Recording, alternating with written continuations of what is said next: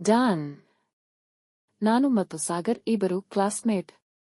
ನಾವಿಬ್ಬರೂ ಫ್ರೆಂಡ್ಶಿಪ್ ಅಷ್ಟೇ. ದಿನಾಲೂ ನಾನು ಅವನ ಮನೆಗೆ ಹೋಗುತ್ತಿದ್ದೆ. ಅವನ ಅಕ್ಕ ವೈಶಾಲಿ ತುಂಬಾ ಸುಂದರವಾಗಿ ಕಾಣುತ್ತಾರೆ. ಅವಳು 10 ಕ್ಲಾಸ್, ನಾನು ಸಾಗರ್ 8 ಕ್ಲಾಸ್. ಅವಳು ಎಕ್ಸಾಮ್ ಟೈಮಲ್ಲಿ ತುಂಬಾ ಓದುತ್ತಿದ್ದಳು. ದಿನಾಲೂ ಓದುತ್ತಿದ್ದಳು. ನಮಗೆ ಬೇಸಿಗೆ ರಜೆ ಇತ್ತು. ಸಾಗರ್ ಅವರ ನೆಂಟರ ಮನೆಗೆ ಹೋಗಿದ್ದ. ನನ್ ಹತ್ರ ಸ್ಮಾರ್ಟ್ ಫೋನ್ ಇತ್ತು. ವೈಶಾಲಿ ಎಕ್ಸಾಮ್ ಅಂತ ತಿಳಿದು ಒಂದು ರೂಮ್ನಲ್ಲಿ ಓದುತ್ತಿದ್ದಳು. ಅದರ ಡೋರ್ ಮನೆಯ ಬಾಗಿಲು ಹೊರಗೆ ಇತ್ತು. ಒಂದು ದಿನ ಮಧ್ಯಾಹ್ನ ಅವರ ಮನೆಗೆ ಹೋಗಿದೆ. ಯಾರೂ ಇರಲಿಲ್ಲ. ವೈಶಾಲಿ ಓದುತ್ತಾ ಅವಳ್ತು ಬಟು ಹಾಕಿಕೊಳ್ಳುತ್ತಿದ್ದಳು. ನನ್ನನ್ನು ನೋಡಿ ತೆಗೆದಳು. ನಾನು ಮನೆಗೆ ಹೋಗುವಾಗ ಕರೆದು, ನನ್ನ ಫೋನ್ ಕೊಡು, ನನಗೆ ಗಣಿತ ವಿಜ್ಞಾನ ಡೌಟ್ ಇದೆ. ಯೂಟ್ಯೂಬ್ ನೋಡುತ್ತೇನೆ ಅಂದಳು. ನಾನು ಕೋಟೆ. ಮತ್ತೆ ನಾನು ರಾತ್ರಿ 9 ಫೋನ್ ವಾಪಸ್ ಪಡೆಯಲು ಹೋದೆ. ಅವಳು ಒಂಟಿ ರೂಮ್ನಲ್ಲಿ ಇದ್ದಳು. ಡೋರ್ ಓಪನ್ ಮಾಡಿ ಅವಳು ನನ್ನನ್ನು ಕರೆದು ಫೋನ್ ವಾಪಸ್ ಕೂತಳು ಮತ್ತು ರಾತ್ರಿ 12 ಬಾರೋ ಎಂದು. ನಾನು 2 ಗಂಟೆ ಹೋದೆ. ಅವಳು ಒಳಗೆ ಕರೆದು ಡೋರ್ ಲಾಕ್ ಮಾಡಿಕೊಂಡು ಬಂದಳು. ನನ್ನನ್ನು ಪಕ್ಕದಲ್ಲಿ ಕರೆದು ತೋರಿಸಿದಳು. ನಾನು ಹೇಳಿದೆ, ನಾನು ಸಾಗರ್ ದಿನಾಲೂ ನೋಡುತ್ತೇವೆ ಅಂತ ಹೇಳಿ. ಶಾಕ್ ಆಯ್ತು ಅವಳು.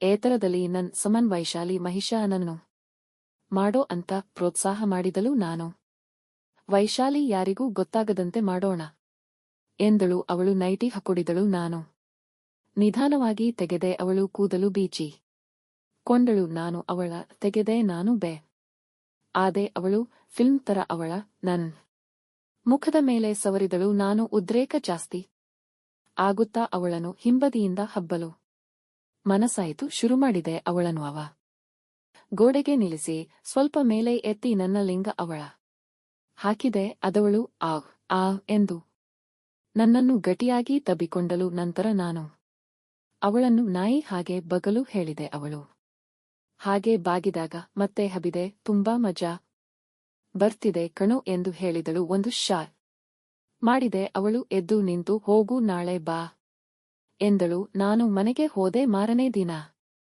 ಅವಳು ನನ್ನ ಮನೆಗೆ ಬಂದಳು. ಮನೆಯಲ್ಲಿ ನಾನು ಒಬ್ಬೆ ಇದೆ. ಅವಳು ಬಂದು ಪೆನ್ ಎದೆಯಾ ಎಂದು ಕೇಳಿದಳು. ನಾನು ತು ಎದೆ ಎಂದೆ. ಅವಳು ನನ್ನ ಬಳಿ ಬಂದು ತೂಗು ಕೊಡ್ತೀನಿ, ಪೆನ್ ಖರ್ಚೆಯಾ ಅಂತ ಹೇಳಿದಾಳು. ಅವಳ ಗಲಕ್ಕೆ ಕೊಟ್ಟೆ. ಅವಳು ಸುಗಂಧವಾದ ಸ್ಮೆಲ್ ನೋಡುತ್ತಾ ಅವಳನ್ನು ಬೆಡ್ ಮೇಲೆ ಮಲಗಿಸಿ ಅವಳ ಪ್ಯಾಂಟ್ ಸರಿಸಿ ನನ್ ಗಟ್ಟಿಯಾಗಿತ್ತು. ನಾನು ನಿಧಾನವಾಗಿ ಅವಳ ಹಾಕಿದೆ. ಅವಳು ಸಾಕು, ನಾನು ಹೋಗ್ಬೇಕು ಅಂತ ಶಿಷ್ಯದಿಂದ ಹೊರಗೆ ತೆಗೆದು ಹೋದಳು. ನಾನು ಅವಳನ್ನು ಹಿಂಬಾಲಿಸುತ್ತಾ ಹೋದೆ. ಅವಳು ನೇರವಾಗಿ ಅವಳ ಗೆಳತಿ ರೇಖಾ ಬಳಿ ಹೋದಳು. ಅಲ್ಲಿ ನಾನು ಒಳಗೆ ಬಂದಂತೆ ರೇಖಾ ಡೋರ್ ಲಾಕ್ ಮಾಡಿಕೊಂಡು ಇಬ್ಬರು ಬಟ್ಟೆ ಬಿಚ್ಚಿದರು. ನಾನು ಆಶ್ಚರ್ಯ ಆಗಿತ್ತು. ಅವರಿಬ್ಬರು ನನ್ನ ಮೈ ನೇವರಿಸುತ್ತಾ ನನ್ ಬಟ್ಟೆ ಬಿಚ್ಚಿದರು. ನಾನು ವೈಶಾಲಿ ತಬ್ಬಿಕೊಂಡೆ.